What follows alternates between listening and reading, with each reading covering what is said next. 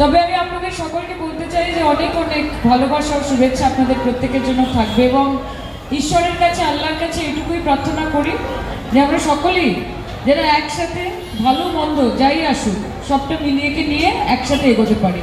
ফিরদৌসী দি আমার অত্যন্ত পছন্দের নেত্রী, আমার বড়দির মতো।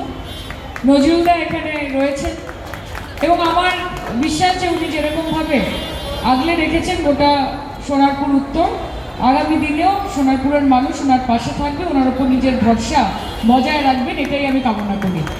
এবং আমার কাছে তো সোনারপুর উত্তরে আসা মানে নিজের বাড়িতে আসা।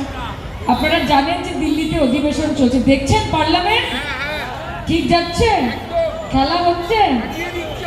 Thank you. তো আমি আবার ফেরত চলে যাব সোমবার দিন, দিদির সাথে একটি মিছিল আছে সেটা করার পর। কিন্তু আপনাদের সঙ্গে আছি, আপনাদের পাশে আছি, আর যা আছি আপনাদের জন্যই আছি, এইটুকু বলতে আমার কোনো দ্বিধা নেই।